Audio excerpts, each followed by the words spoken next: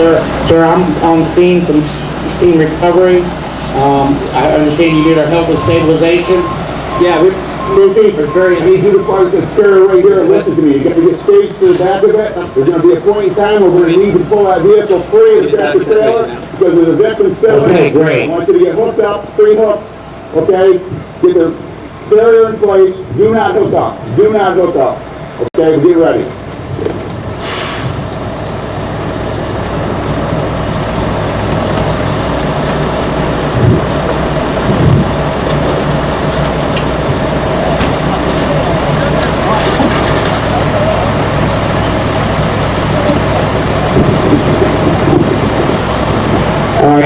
What we're doing on this end is I've reported to the officer in charge.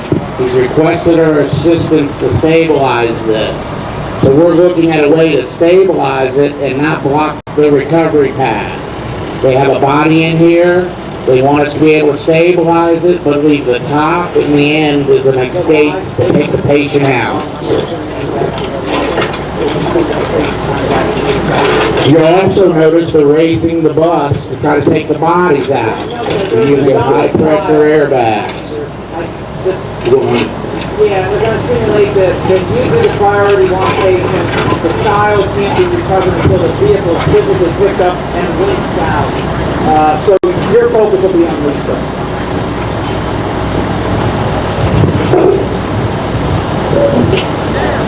You notice they're cribbing as they go. They're cribbing as they go with step cribbing.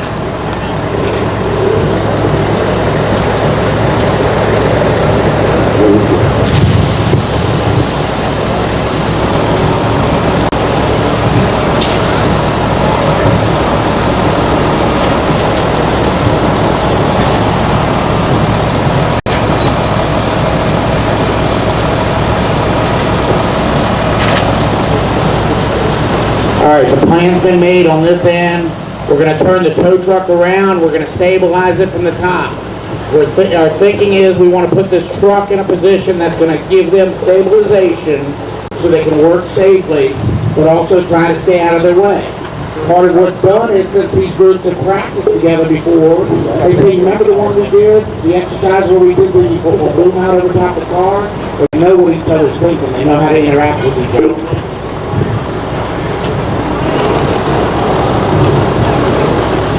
Sounds like we've got some cutting going on down there. We had some lifting going on. We shook stuff in here.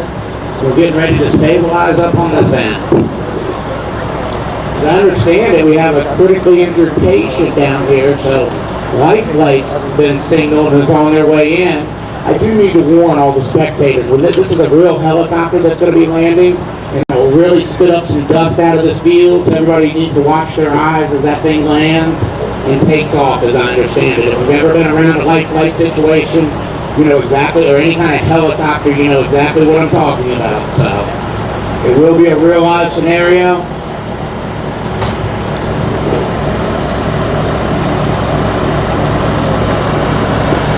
You notice the firefighters in this end working with the patient through the bottom hatch, the driver's side hatch.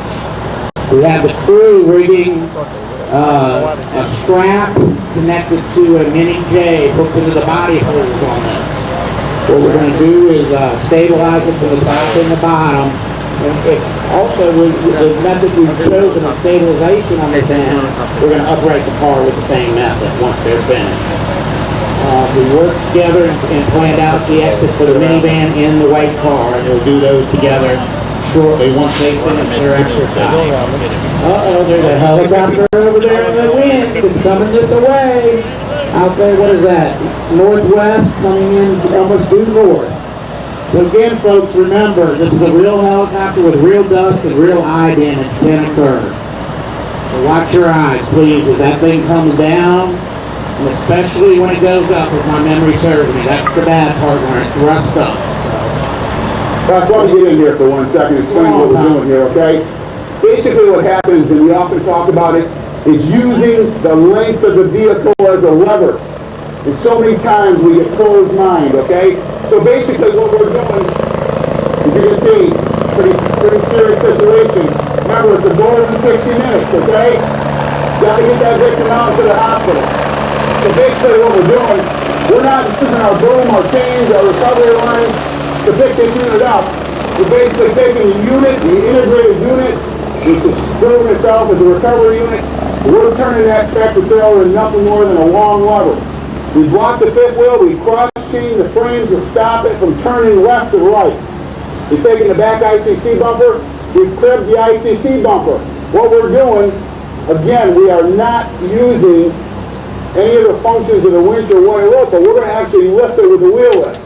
If you perform this at any one time, the one thing I need to caution you about, you must, listen to me carefully, you must release the brakes on your tow truck. Otherwise, the whole vehicle will rock forward. And basically what we're going to perform here is we're going to lift this whole unit off that car, because the car is staked to the ground right now. Now they're taking the live victim out. They're going to medevac the live victim out, but we still have a DOA inside the car. The body cannot be removed. The car has to come out from underneath it, but again, we have to lift the tractor trailer off from it. This is a proven way. We've proven it many, many times in strategic situations. And you watch what happens. We can elevate the tractor, suspend it, levitate it off the ground because we did nothing more than form a 70-foot lever. That's what's basically going to happen. Again, tow truck, brakes, release. Wheels are chalked on the back, on the very back axle of the trailer, and we're going to pivot it on the ICC bumper. We built a cribbing. So that's basically what we're doing. Time is of the essence. You don't have to worry about booming out, booming over in this situation here. Go ahead, Wes, take over. What's happened here is the fire department has tried to raise this way. They've had a problem. They've switched to the other side. They're trying to raise it. And they pretty much decided this is a little bit more than they can chew with everything else they've got going on. So they just requested if we can bring a couple of heavy wreckers in to help take this bus off of these bodies to do a graceful body recovery. One of the things, some people say it's a dead body, but I think we need to have respect for the dead, myself personally.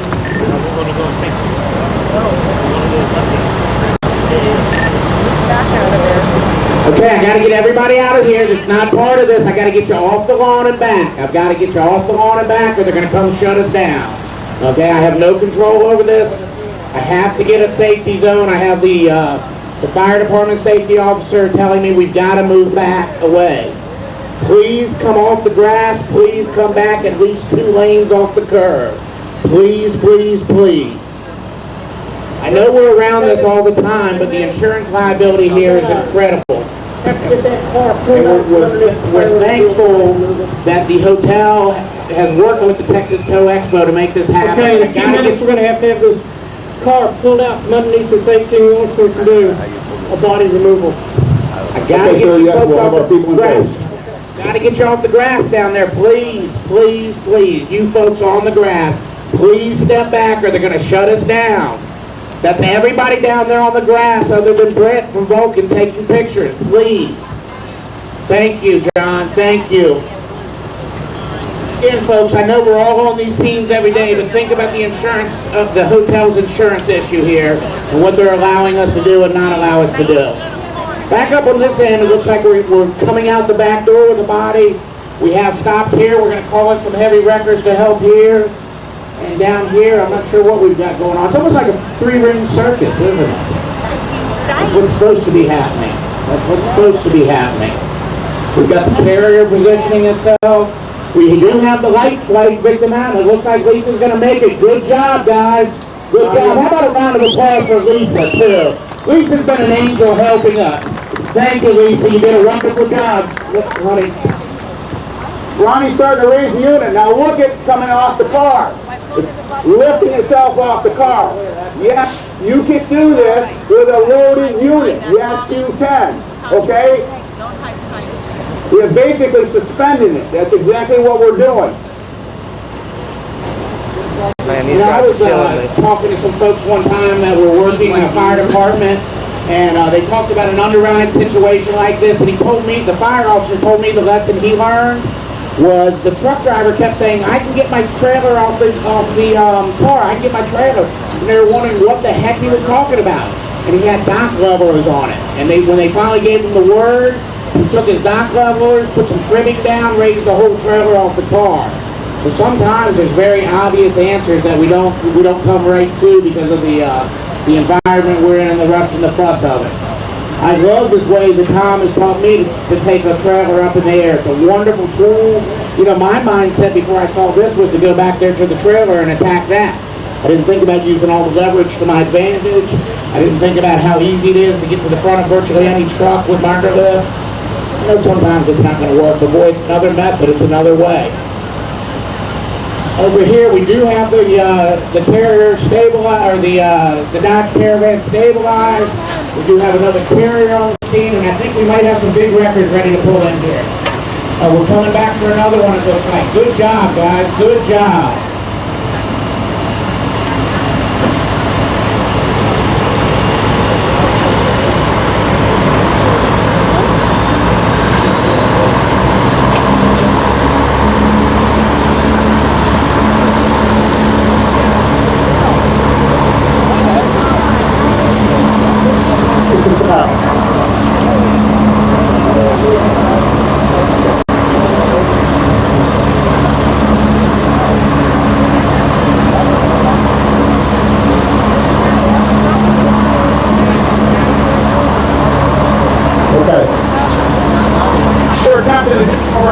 Removing the roof of the vehicle to carry you this edge block. The roof line was here straight up square.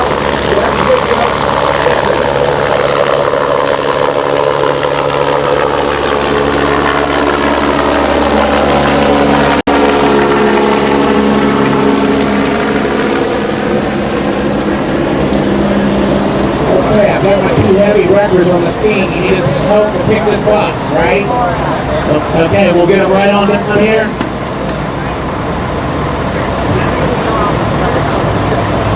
Okay, going full. He's going full.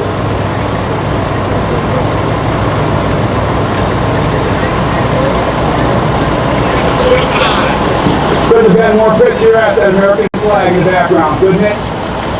All week this week.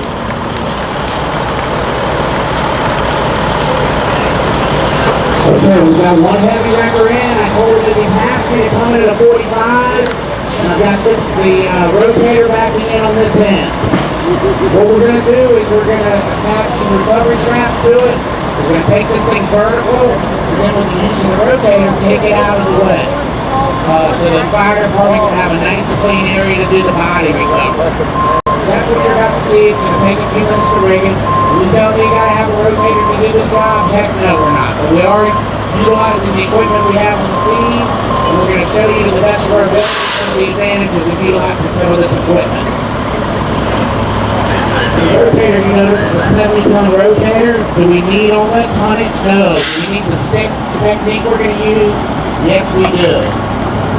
We're going to actually get out over top of it, make a pick, try to take it up just as dead even as we can, again to have respect for the bodies that are being recovered. Once we get it up and off the bodies, we're going to take it and move it a little bit, get them a clear area in order to work to be able to take that thing out of there. One of the things that, again, where this is going to go, has gone smoothly is, because this was practice, because we've cross-trained with this fire department before, we all know what to expect of each other and what each other's going to do. Have total confidence in each other's ability. Hold it.